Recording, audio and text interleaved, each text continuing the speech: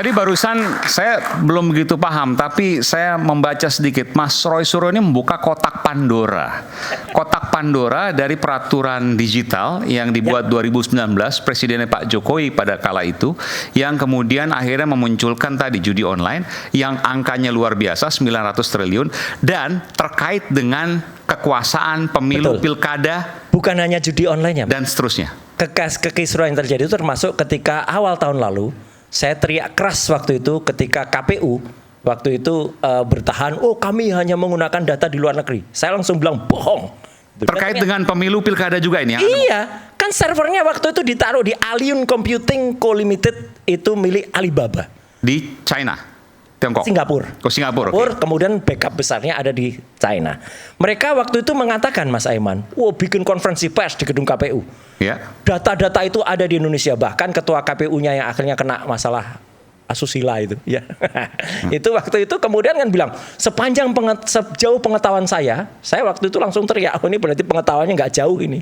Gitu ya, gitu. Karena pengetahuan dia nggak ngerti bahwa data-data itu ada di Indonesia dan terbuka, artinya terbuka. Ternyata di luar, iya. Ternyata di luar dan. Nah, apa ruginya kalau data di luar? Ya bisa dimain-mainin sama orang luar, Mas. Dengan enaknya saya. Makanya kan ada JSON script waktu itu yang saya temukan juga. Mas Aiman, sebentar dong. Itu kan sebelahnya Mas Roy itu kan masih berkuasa waktu 2019.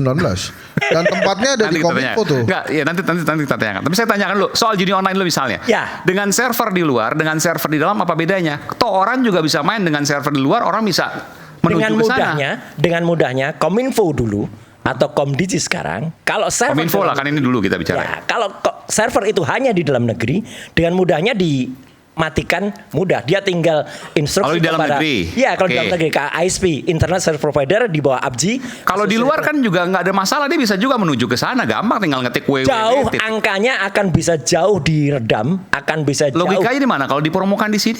Enggak, Mas, kan dengan mudah. Dengan mudah itu bisa dicekek, istilah teman-teman IT itu dicekek. Jadi jalurnya bisa dicekek. Kan sekarang banyak cara untuk misalnya dikunci. Pakai VPN misalnya, Virtual Private Network. Yeah. Enggak, tidak semudah itu orang juga menggunakan VPN, Mas. Kalau pakai VPN kan kita tinggal ini kan minta bicara tinggal literasi. Betul. Kan? Kita tinggal minta kepada operator-operator yang ada untuk kemudian men-setting dia itu. Orang harus men-setting sendiri VPN-nya. Peraturan 2019 itu menurut Mas Roy adalah sebuah kesengajaan yang kemudian digunakan dalam tanda kutip mencari dimanfaatkan, mencari uang. Karena contohnya dari mana uangnya? Kan ini uang rakyat misalnya yang kemudian katakanlah salah satunya main judi online. Betul. Pemerintah dapat dari atau kekuasaan dapat dari mana? Seperti kemarin ketika 5.000 situs katanya kemudian dengan mesin ICE ya, dengan automated mesin itu kemudian dilakukan sortir itu ya. Kemudian bisa dicekal ada sekitar 4.000. Ada yang dicekal, ada yang enggak. Nah, yang 1.000 kan dimanfaatin. Emang itu larinya enggak berhenti di mereka, Anda yakin? Enggak, Mas, itu kan larinya kan ke oknum yang angkanya kalau gede banget. Oknum itu saya sangat yakin enggak sekedar jatuh ke seorang direktur atau seorang dirjen, tapi pasti yang lebih tinggi lagi. Saya ke Prof Subiakto. Berani ngomong nggak? Ini belum yang mantan menterinya dulu. Nanti saya ungkap, Mas. Ada 5 bandar besar itu nanti. Dan itu Anda menengarai itu buat kepentingan politik? Ya. Kan dia mau buka partai politik tadinya. Pilkada dan lain sebagainya. Ya, itu urusan lain. Termasuk kaitan ke Pak Jokowi dong kalau itu diuntungkan. Ya, Mas Aiman itu yang bilang. Enggak, saya bertanya ini. Yang jelas dia mau bikin partai politik pada saat pertengahan Desember yang lalu. Ini maksudnya Anda mau mengatakan iya sih, Judiari. Oke, sebelum saya ke Prof, sebelum saya ke Prof dulu deh. Anda ada komentar nggak? Ini karena tudingannya udah terlalu jauh menurut saya. Ya, yang pertama kita hormati perspektif dari Bang Roy. Ini negara demokrasi, mengkritisi boleh sah-sah saja. Tapi asal fakta kok Bang San. Asal jangan memfitnah. Ya kan? Yang perlu kita sadari hari ini. Logikanya tadi disampaikan Mas Roy masuk akal, tapi meskipun pembuktiannya kan beda lagi gitu. Iya, yang perlu kita sadari hari ini terkait judi online hari-hari ini sedang dalam proses hukum. Kemudian di framing lagi bahwa ini ada keterlibatan segala macam. Kemudian mau dipersoalkan bahwa ini seakan-akan persoalannya kesalahan total ada pada presiden. Jauh dari itu sebenarnya. Nggak ada kaitannya. Ini peraturan dibikin untuk kepentingan masyarakat, kemudian dimanfaatkan oleh oknum-oknum tertentu untuk kepentingan pribadi. Apakah itu salah kepada presiden? Pertanyaannya itu. Kemudian siapa yang menguntungkan di sini? Salah, Mas, kalau presidennya waktu itu tegas ya, Masan. Terus kemudian itu berarti ada yang manfaatkan. Persoalannya siapa yang menguntungkan di situ? Apakah presiden kita terpilih pada saat itu Jokowi dalam hal ini menerima manfaatnya? Ya, menerima manfaat yang jelas salah satu menterinya itu pasti Oh, terlibat. itu beda. Enggak, kok Anda bisa bilang pasti terlibat dari mana? Ya, Kan kalau nggak dia tidak terlibat, Nah, yang hal-hal yang dia seperti bisa ini kemudian meng-cut aturan itu atau dia mengusulkan pemerintah. Karena ini PP ya, peraturan pemerintah, kan bukan permen. Berarti kan dia harus ada kerjasama dengan pemerintah waktu itu untuk kemudian melakukan menarik kembali aturan itu. Itu, Mas. ya, hal-hal yang seperti ini yang perlu kita luruskan. Jangan juga semua hal yang bukan perbuatan, yang bukan tindakan dari seorang presiden, kemudian seakan-akan seolah-olah itu kesalahan fatal presiden. Jangan seperti itu juga. Presiden hari-hari ini sudah jauh tinggalkan Jakarta, mengurus keluarga. Sebagai sosok yang negarawan, saya pikir hari ini udah selesai lah. Tidak perlu di framing lagi bagaimana Jokowi zaman dulu jahat lah. Jauh lah dari itu. Ya, oknum yang merasakan keuntungan, bukan presiden tersendiri, kemudian dipersoalkan.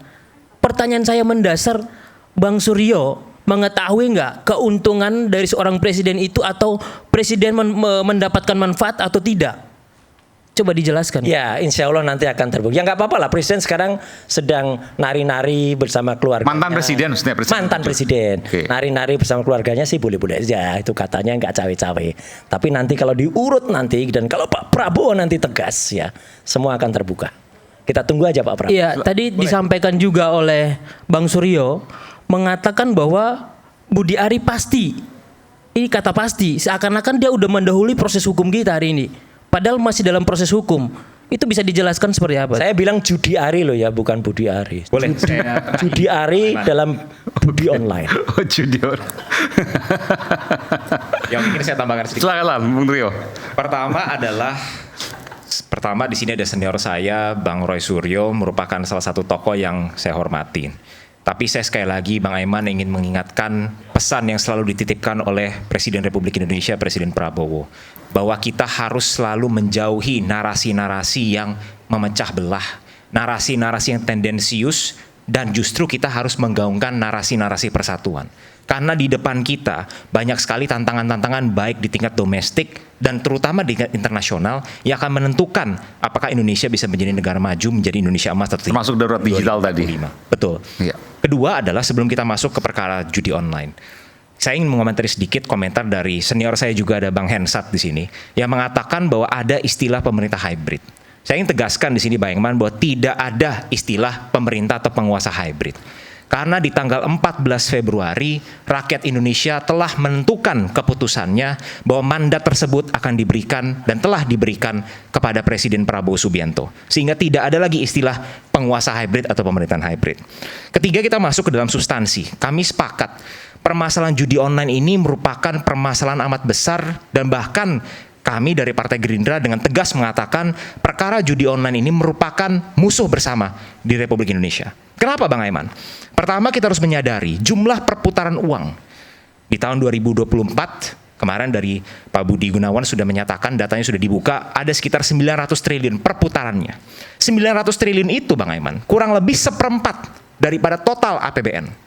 900 triliun dari keringat kerja keras rakyat yang harusnya bisa dibelanjakan di pasar-pasar, di warteg, untuk menjalankan ekonomi kerakyatan, tapi justru mengalir hanya ke segelintir pihak, bahkan mengalirnya sampai ke luar negeri. Sehingga kita tidak perlu memperdebatkan urgensi daripada masalah judi online ini.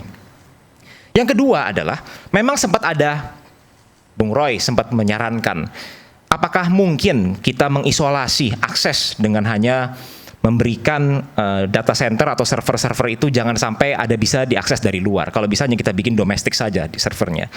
Mungkin kalau dalam konteks Indonesia adalah satu-satunya negara di dunia ini, mungkin kita bisa melakukan hal itu. Kita bisa mendikte.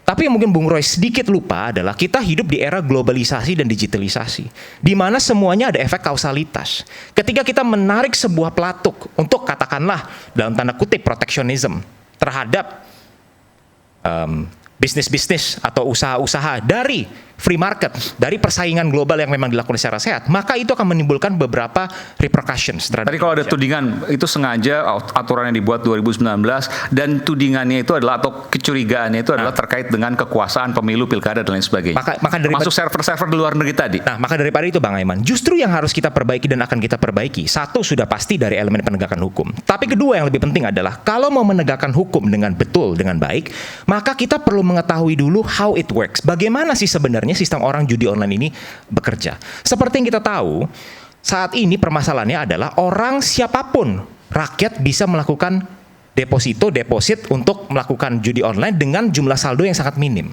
Nah, yang kita harus perhatikan di sini adalah kalau ada transaksi sistem keuangan, apapun modus operandinya, baik itu melalui transfer bank, apakah itu melalui pulsa, ataukah bahkan ada yang menggunakan voucher Google Play Store dan sebagainya, itu ada yang namanya sistem on-ramp maupun off-ramp ke dalam sistem finansial nasional kita. Nah, ketika kita bisa mendeteksi hal tersebut, maka Selesai semua. barulah kita bisa melakukan penegakan. Tapi Anda membantah pernyataan Bung Roy bahwa itu nggak ada kaitan apa yang kemudian ditetapkan 2019 server luar negeri dengan pemilu, pilkada dan lain sebagainya. Itu yang saya mau tanyakan. Itu yang saya bilang adalah pernyataan yang sangat tendensius.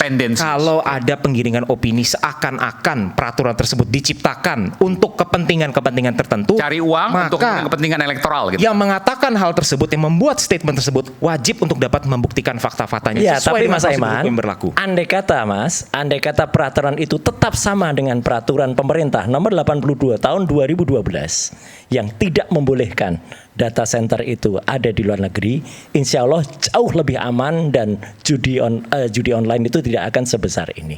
Dan pemilu kita, saya juga tidak akan protes kalau kemudian terbukti oleh Komisi Informasi Pusat bahwa ternyata KPU telah salah menggunakan server di luar negeri. Itu aja. Saya ingin sedikit thought eksperimen nih dengan Bung Roy dan juga dengan Bang Aiman.